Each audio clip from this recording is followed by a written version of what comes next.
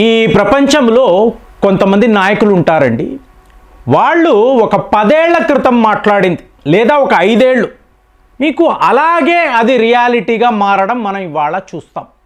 ఇప్పుడు ఈ టర్కీ అనబడే దేశం ఉంది చూసారా, వాళ్ళు ఏ వేదిక అయినా కూడా సరే, అది యుఎన్ అనండి లేదా మీకు ఆర్గనైజేషన్ ఆఫ్ ఇస్లామిక్ కోఆపరేషన్, ఎక్కడైనా అనవసరంగా కాశ్మీర్ ఇష్యూ గురించి మాట్లాడతారు.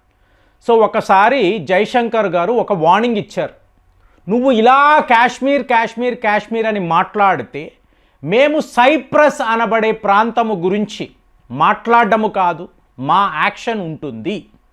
ఇవాళ ఇది యాజ్ ఇట్ ఈస్గా రియాలిటీగా మారుతుంది. ఇప్పుడు నెఫ్తలీ అని చెప్పి ఈయన పూర్వ ఇజ్రాయెల్ యొక్క ప్రధానమంత్రి అంటే ఇప్పుడు బెంజమిన్ నెతన్యాహు ఉన్నారు చూసారా, ఈయనకి వయసు అయిన తరువాత నెక్స్ట్ ఒక పవర్ఫుల్ లీడర్ ఎవరు అంటే ఈ నెఫ్తలీ. ఇతను ఒక ఫైర్ బ్రాండ్ లీడర్ అండి. ఈయనేం మాట్లాడాడు అంటే ఈ టర్కీ అనబడే దేశము నెక్స్ట్ ఇరాన్గా మారబోతుంది.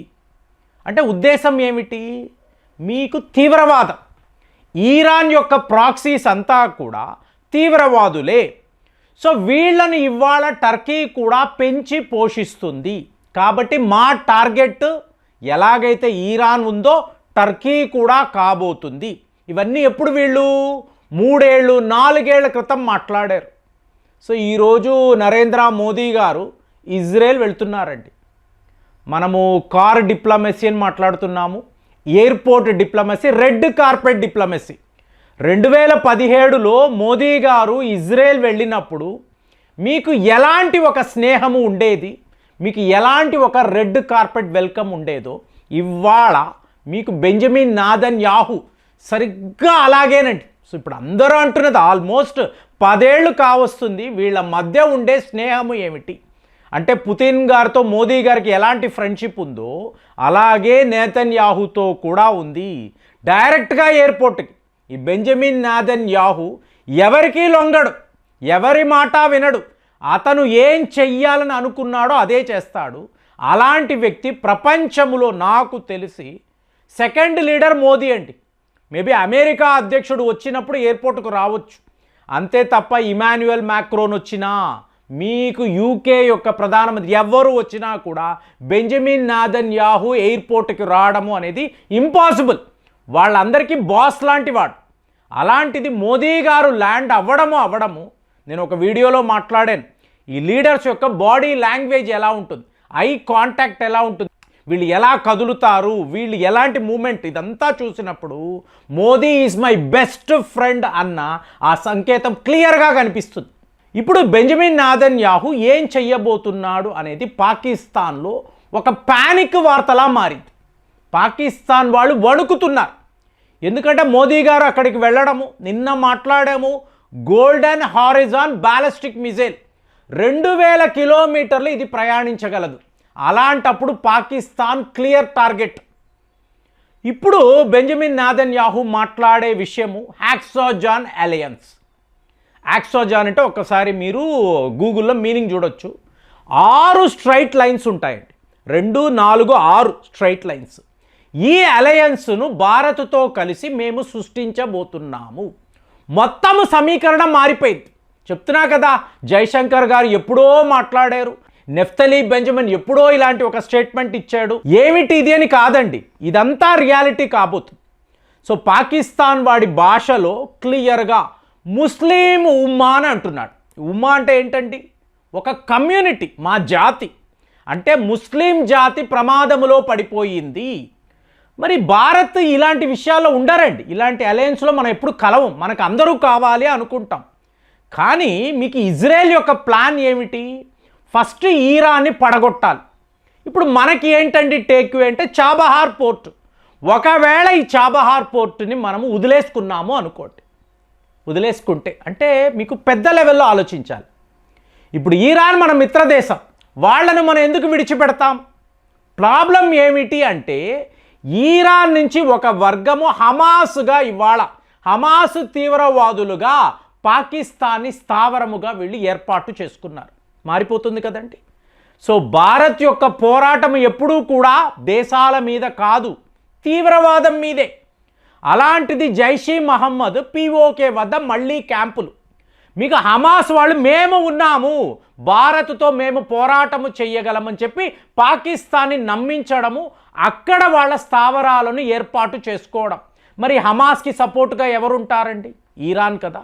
కాబట్టి ఆటోమేటిక్గా మనము ఇరాన్ని కూడా ఎదిరించాల్సిన పరిస్థితి. సో ఇక్కడ హ్యాక్సోజాన్ అన్నప్పుడు ఏంటండి, ఒకే ఐడియాలజీ ఉండే దేశాలు. సో భారత్ అయిపోయింది, ఇజ్రాయెల్, మీకు సైప్రస్, టర్కీ నుంచి ఎప్పుడు సమస్యలు ఎదుర్కొంటున్న సైప్రస్, అలాగే గ్రీస్. సో ఈ గ్రీస్, సైప్రస్ ఎప్పుడూ కూడా టర్కీని ఎదిరిస్తూ ఉంటారు. ఎందుకు? టర్కీలో కూడా ఐఎస్ఐఎస్ తీవ్రవాదులు విపరీతంగా ఉంటారు. అంటే ఆ రోజుల్లో సిరియాలో యుద్ధం అయిపోయిన తరువాత వీళ్ళందరూ ఖాళీ అయిపోయారండి. Similar to Afghanistan. తాలిబాన్ ఖాళీ అయిన తరువాత వీళ్లను కాశ్మీర్ వైపు పంపిద్దామని అమెరికా, పాకిస్తాన్ భావించారు. సరిగ్గా అలాగే టర్కీ కూడా వీళ్ళందరూ ఖాళీ అయ్యారు కదా, ఈ ప్రాంతాలలో మనము ప్రాక్సీస్ను తయారు చేద్దాము. ఐఎస్ఐఎస్ ప్రాక్సీస్ అంటే ఓవరాల్గా వీళ్ళు మాట్లాడుతున్న ముస్లిం ఉమ్మా కాదండి, ఇది తీవ్రవాదుల ఉమ్మా.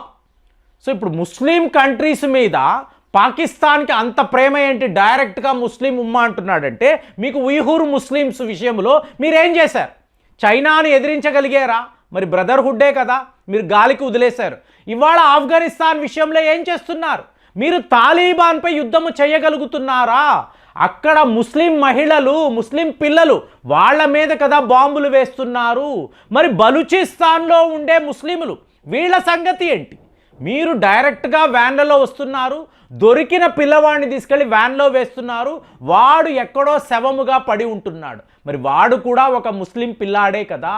వాళ్ళ విషయాలలో లేని మీకు ఈ ప్రేమ ఇప్పుడు సడన్గా ముస్లిం ఉమ్మా అని చెప్పి భారత్, ఇజ్రాయెల్ కలిసిపోతే, ఈ అలయన్స్ పెట్టుకుంటే నీకేంటి బాధ? సో ఎప్పుడూ కూడా నిజాయితీగా ప్రవర్తించలేని పాకిస్తాన్ ఇవాళ గగ్గోల పెడుతున్నాడు. ఎందుకంటే ఫ్రెండ్స్ గుర్తుపెట్టుకోండి, ఒక సందర్భంలో భారత్, ఇజ్రాయెల్ కలిసి పాకిస్తాన్ యొక్క అణువస్త్రాల డిపోస్ ఎక్కడెక్కడ ఉన్నాయో గమనించి వాటి మీద బాంబులు వేయాలని అనుకున్నారు. తరువాత అమెరికా వాడు ఆపడంతో వీళ్ళు ఆగిపోయారు. ఇప్పుడు అదే ప్లాన్ ఉందా? వీళ్ళందరినీ కలుపుకోరు. గుర్తుపెట్టుకోండి, ఇందులో ఈ గ్రూపులో ఎన్నో అరబ్ దేశాలు కూడా కలుస్తున్నాయండి, ఆఫ్రికా దేశాలు కలుస్తున్నాయి, ఆసియా ఖండంలో ఉండే ఎంతోమంది మేము కూడా ఈ గ్రూపులో ఉంటాము. ఇంకా కన్ఫర్మేషన్ లేదు, కానీ బెంజమిన్ నెతన్యాహు ఏమంటున్నారు? తీవ్రవాదం పట్ల డిసిషన్ అనేది భారత్ తీసుకోవాలి. ఇప్పుడు మనము లేకుండా ఇదంతా జరగదండి.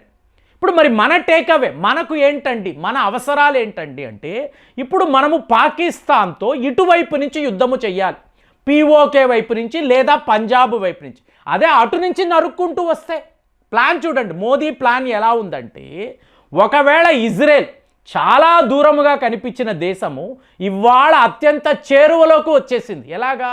రేపు ఇరాన్ పోతే ట్రంప్ కూడా ఇదే మాట్లాడుతున్నాడండి, పాకిస్తాన్ ప్రధాని ప్రాణాలు పోగొట్టుకునేవాడు, నేను కాపాడేను అని చెప్తున్నాడు ఆయన. అలాంటప్పుడు ఇజ్రాయెల్ వాళ్ళు ఇరాన్ని పడగొడితే పక్కనే పాకిస్తాన్. అంటే మన ప్లాన్లో ఇజ్రాయెల్ ఎంత కీలకంగా మారిందో చూడండి. సో అటువైపు నుంచి ఇజ్రాయెల్ వాళ్ళు వస్తున్నారు అనుకోండి, ఆటోమేటిక్గా పాకిస్తాన్ అనబడే దేశము కుప్ప కూలిపోతుంది. కాబట్టే ఇలాంటి ఒక ప్యానిక్ సిచ్యువేషన్లో ఇవాళ పాకిస్తాన్ వాళ్ళు మాట్లాడుతున్నారు, మనము మన ఇస్లాం జాతిని కాపాడుకోవాలి పదండి అంటున్నారు. కానీ చిత్తశుద్ధి లేని శివ పూజ చేసే పాకిస్తాన్ ఎప్పుడూ కూడా ప్రమాదములోనే ఉంటుంది. అన్ని వైపులా కూడా వాళ్ళ మీద దాడులు జరగవచ్చు. అలాంటి సిచ్యువేషన్ని ఇవాళ మోదీ, బెంజమిన్ నెతన్యాహు క్రియేట్ చేస్తున్నారా? ఇదే అందరూ మాట్లాడుతున్నారు. మరి మీకు కూడా అలాగే అనిపిస్తుందా? కామెంట్స్లో రాయండి. మళ్ళీ వచ్చే వీడియోలో కలుద్దాం. జై హింద్.